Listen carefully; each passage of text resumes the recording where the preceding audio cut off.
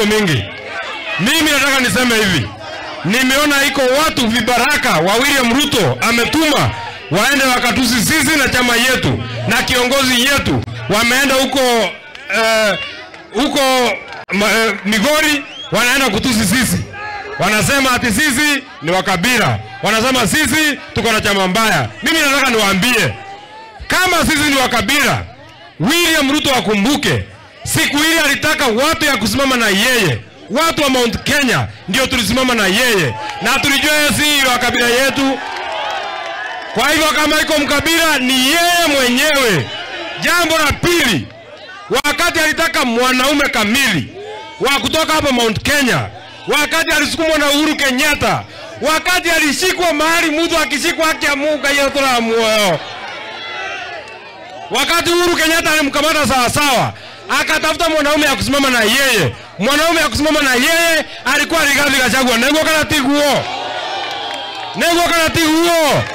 Kwa hivyo apatie mtoto yetu, kiongozi yetu, rais wa hapa Mount Kenya, ampatie heshima.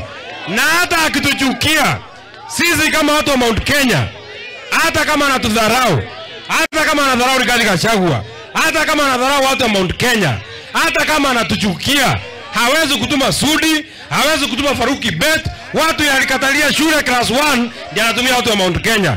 Atafuta watu wamesoma kama sisi ndio watume. Na wakati utakuwa rais Mheshimiwa Rigathi Gachagua, hiyo watu wawili, Mheshimiwa Sudi na Faruki Bet, tunaweka pingu na tunaweka shule kwa nguvu, kwa sababu mtu hawezi kukataa shule.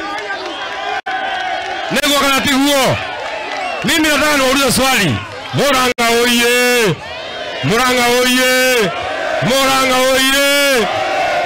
Kirema hiki kina mutongoria. Kirema hiki kina muthamaki. Etagwo atia. Nĩ mũkũgomana mũthuri ũyũ. Kirema hiki kina kiama. Gĩtagwo atia. Wacha nione watu wa DCP. Demoria kioria. Nemo thura muthuri ũyũ atuĩke president witũ wa bũrũri wa Kenya. Wapi watu wa Rigathi Gachagua hapa? Your Excellency, ukichaguliwa kuwa rais wa Jamhuri ya Kenya, mimi ni kijana mdogo. Ndio maana mimi siogopi William Ruto.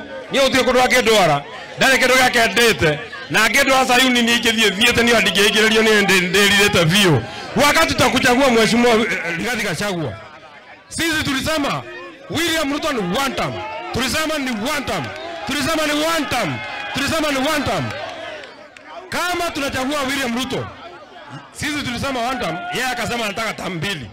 Kama anataka term mbili, amalize hii yake ambayo tumempatia. Term ya pili, kama lazima apate, amalizie jela. Nego kana tiguo. Oho kana koho. Neke nyona ndo William Ruto. Asanteni sana, Mungu awabariki.